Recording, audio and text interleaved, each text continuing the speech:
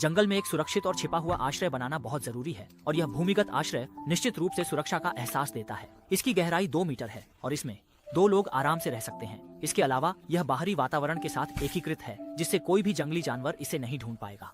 आज अजांग जंगल में शिकार करने आया था और उसने कुछ पुरानी लेटी हुई पेड़ की लकड़ियां देखी। चूंकि आज रात उसके पास कोई ठिकाना नहीं था, उसने तुरंत इसे आश्रय में बदलने का फैसला किया। उसने पहले जमीन पर की टहनियों को साफ किया और फिर कुल्हाड़ी से लकड़ी को बीच से काटने की कोशिश की, लेकिन यहाँ की लकड़ी कई दशकों से जमा हुई थी और दोनों छोर पहले से ही चिपक गए थे, इसलिए इसे बल से काटना थोड़ा मुश्किल था। लेकिन अजांग ने एक तरीका निकाला। उसने पास में एक सूखी लकड़ी खोजी और उसे पेड़ के तने के बीच में डालकर आर्किमिडीज के लीवर के सिद्धांत का उपयोग किया, जिससे वह आसानी से लकड़ी को अलग कर सका। पर्याप्त जगह मिलने के बाद उसने फावड़े से जमीन खोदना शुरू किया। प्राचीन जंगल में कई अनजान खतरे होते हैं, इसलिए उसने आश्रय को भूमिगत बनाने का फैसला किया ताकि वह जंगल के जानवरों से दूर रह सके। 2 घंटे की मेहनत के बाद उसने एक ताबूत के आकार का ढांचा बना लिया जो उसके लिए पर्याप्त था। उसने नीचे खोदना जारी रखा और मिट्टी की परत काफी कठोर थी। उसने पास में एक चिमनी खोदने का भी फैसला किया, क्योंकि यहाँ दिन और रात के तापमान में काफी अंतर होता है। जब वह धुएं के पाइप को खोद रहा था तो उसके पास उपकरणों की कमी थी, इसलिए उसने फिर से पास में लकड़ी खोजी। उसे बस नीचे का हिस्सा तेज करना था और फिर ऊपर से नीचे की ओर मारना था,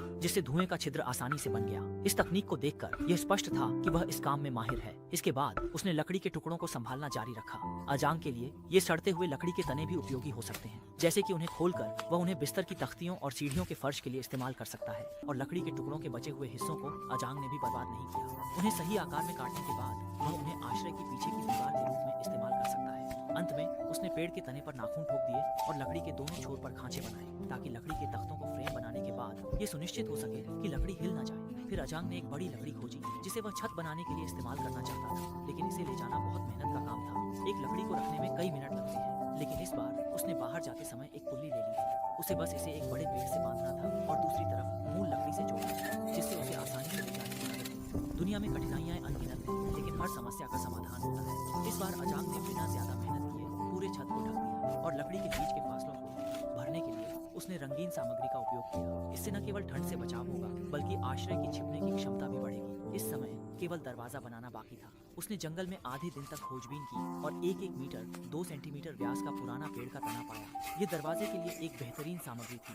अजांग ने इसे सही लंबाई में काटा और पीछे की तरफ लकड़ी के तख्तों को मजबूत किया। एक परफेक्ट दरवाजा तैयार हो गया। सच में यह ताबूत जैसा दिखता है। अंत में उसने बाहर धुएं के पाइप को ठीक किया और अंदर बिस्तर बिछाने के बाद यह आश्रय पूरी तरह से तैयार हो गया। वह संतुष्ट था और उसने अपने साथ लाए सॉसेज को निकाला, उसे एल्यूमिनियम फॉइल में लपेटा और सीधे चिमनी पर गर्म करने के लिए रखा। हालांकि अंदर थोड़ा गर्म था और सूरज की रोशनी नहीं थी, लेकिन उसके लिए यहाँ रहना एक बेहतरीन अनुभव होगा।